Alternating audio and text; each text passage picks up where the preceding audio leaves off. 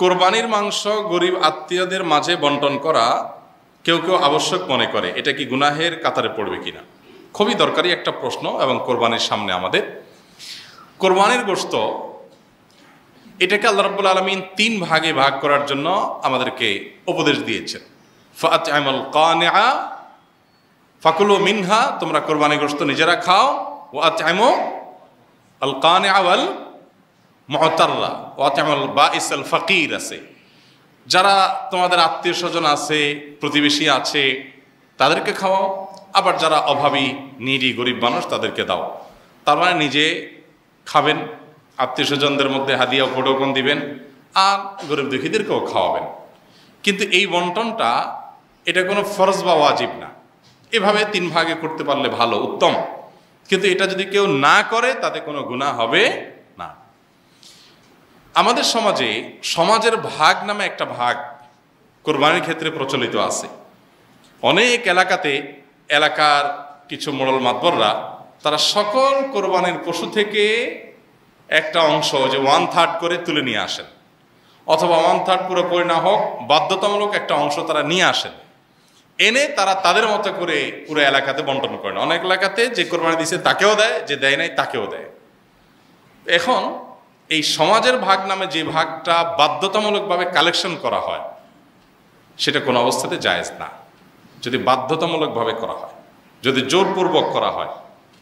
এখন আমার কোরবানির গোশত আমার কাছে নির্দিষ্ট কিছু গরিব আছে জানাশোনা, আমি তাদেরকে একটু দেব, কোনো গরিবকে একটু বাড়ায় দিব, কাউকে একটু কমায় দিব। আমার হয়তো আরো দূরে কোনো আত্মীয় আছে, তাকে আমি একটু পাঠাবো। এখন আপনি এসে সমাজের ভাগ নিয়ে আপনার মতো আপনি বন্টন করতেছেন। আপনি আমার থেকে নিয়ে আপনার মন মতো এভাবে বন্টন করবেন এবং সেটার জন্য সামাজিকভাবে এক ধরনের বাইন্ডিংস তৈরি করে দিবেন। এটা হলো জোরপূর্বক চাঁদাবাজির মতো। আমাকে আল্লাহ রাব্বুল আলামিন আমার সম্পদ দান করতে বলছেন, আমি সম্পদ দান করব, দান করলে আমি সওয়াব পাবো, আল্লাহ আমাকে উৎসাহিত করেছেন। এখন সমাজ থেকে যদি আমার কাছ থেকে বাধ্যতামূলক দানের টাকা নিয়ে যাওয়া হয়, নিয়ে তাদের মতো তারা গরিব মানুষকে দেওয়া হয়, ব্যাপারটা কেমন হবে? তো কোরবানির গোশতের ক্ষেত্রে অনেকটা এই পর্যায়ের অনেক এলাকাতে হয়। আমাকে অনেক ভাই বলেছেন এবং বিভিন্ন এলাকার ব্যাপারে আমরা খোঁজখবর নিয়েছি যে এরকম কিছু মানুষ তাদের মোড়লগিরি মাতবরি করার জন্য এটা একটা উপায় বাইর করছে। যে পরের ধানে পোদ্দারি একটা কথা আছে না, পরের ধনে পোদ্দারি। তো অন্যদের কাছ থেকে গোশত কালেকশন করে এনে উনি এবার এই প্যাকেট দিচ্ছে, ওখানে প্যাকেট দিচ্ছে, ইমাম সাহেবকে দিচ্ছে, মজুন সাহেবকে দিচ্ছে, উনি এখন মোড়ল হয়ে গেছে।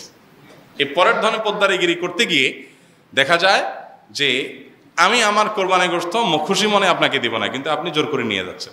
সিস্টেম দিতে হবে, উপায় নেই। জোর করা বলতে কি টানাটানি করা লাগে না, সিস্টেমটাই এমন করা হয়েছে যেটা না দিয়ে কোনো উপায় নেই।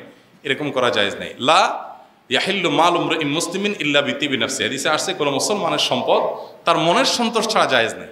এক্ষেত্রে সমাজের ভাগ দিতে গিয়ে যদি কারোর মনের ভিতরে উসফুস থাকে, কেউ হয়তো নিজে একটু বেশি করে রেখে খাবে, তো সে রাইট তো আছে, শরীর তো তাকে বাধ্য করে না, কিন্তু আপনি তো তার কাছ থেকে জোর করে উঠে নিয়ে আসছেন। তো এরকমটি করা জায়েজ হবে না। হ্যাঁ, যদি একটা গরুতে কয়েকজন অংশগ্রহণ করলেন, অথবা একটা ছোট্ট সমাজের কয়েকজন সম্পূর্ণ উইলিংলি তারা নিজেরা খুশি হয়ে দিয়ে কোনো একজনকে দায়িত্ব দেন যে তুমি সবাইকে সমান করে বন্টন করে দাও, বা গরিবরা সব ঘরে ঘরে যায়, তার চাইতে একটা জায়গা রেখে তুমি দিয়ে দাও, সবাই উইলিংলি করেছেন, সেটা অবশ্যই জায়েজ হতে হবে। কিন্তু ওই যেটা বললাম, গ্রামে যেটা হয় বা বিভিন্ন এলাকায় যেটা হয়, যে সমাজের নেতারা একসাথে বাইর হয় কয়েকজন মিলে গোশত কালেকশন করার জন্য, দিবা না মানে না দিলে তো সমাজে টিকতে পারবে না, তখন নিরুপায় হয়ে মানুষ দেয়। এরকম চাঁদাবাজি করা জায়েজ নয়। উদ্দেশ্য ভালো হলেও যেহেতু মানুষের অসন্তোষের একটা ভয় থাকে, শঙ্কা থাকে, সেজন্য এটা কি হবে না, জায়েজ হবে না। হারাম ও নাজায়েজের মধ্যকার পার্থক্য কি যদি একটু বিস্তারিত বলতেন? হারাম এবং নাজায়েজ এই দুটি পরিভাষা সম্পর্কে আমাদের আসলে জানা খুবই দরকার। হারাম বলতে বোঝানো হয় যা ইসলামী শরিয়ায় কঠোরভাবে নিষিদ্ধ। কোরআন এবং হাদিসে যে কাজ করলে কবিরা গুনাহ হবে এবং শাস্তিযোগ্য অপরাধ, যেটার কারণে দুনিয়াতে কোনো দণ্ড আরোপ করা আছে ইসলামী শরিয়া অনুযায়ী, অথবা আখিরাতে কোনো শাস্তির কথা বলা আছে, সেরকম কোনো গুনাহ বা সেরকম কোনো অপরাধ করলে সেটাকে বলা হয় হারাম, সে কাজটাকে বলা হয় হারাম। আর নাজায়েজ এটা মূলত উর্দু, ফার্সি এরকম শব্দ বলা যেতে পারে। এটা হিন্দি উর্দুতে নাজায়েজ মানে হলো যা জায়েজ নয়, এটা আরবি শব্দ না, হারামটা আরবি শব্দ।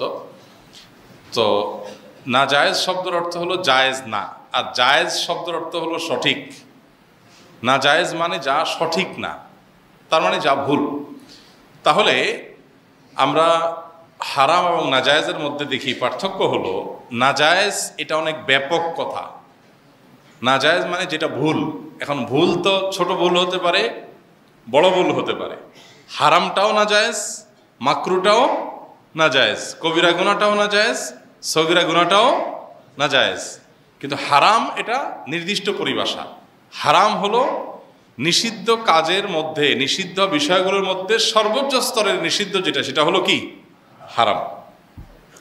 তাহলে আমরা প্রায় সময় আমাদের এই সাবকন্টিনেন্টে, পাক ভারত উপমহাদেশে নাজায়েজ একটা শব্দ প্রায় শুনি, যে এটা জায়েজ আর এটা নাজায়েজ। তাহলে এই সম্পর্কে আমরা জানলাম যে জায়েজ মানে যেটা সঠিক, আর নাজায়েজ মানে যেটা ভুল, যেটা বেঠিক। তাহলে হারামের সাথে নাজায়েজের পার্থক্য কি? না দুটো এক? উত্তর হলো দুটো এক না। হারাম এটা সুনির্দিষ্ট পরিভাষা। আল্লাহ তাআলা যা কঠোরভাবে নিষেধ করেছেন সেটা হারাম, নিষিদ্ধ, পরিষ্কার নিষিদ্ধ, অকাট্যভাবে নিষিদ্ধ, সেটা হলো হারাম।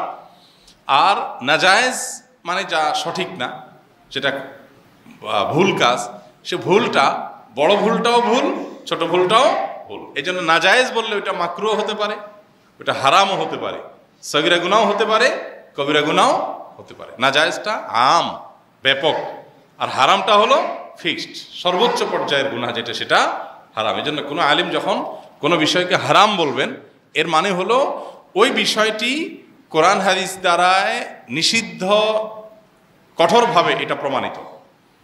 সে নিষিদ্ধ কঠোরভাবে, সেটার আবার ডেফিনেশন কি? সেটা ডেফিনেশন হলো দুনিয়াতে ওই কাজ করলে কোনো দণ্ড, বেত্রাঘাত বা কোনো প্রকার ইসলামী শরিয়ার দণ্ডবিধি অনুযায়ী কোনো শাস্তি আরোপের কথা বলা হয়েছে, অথবা আখিরাতে এই অপকর্ম লিপ্ত হলে, এই কাজ করলে তার শাস্তি স্বরূপ জাহান্নামের কথা, বঞ্চনার কথা, বিভিন্ন কথা কোরআন হাদিসে বলা আছে।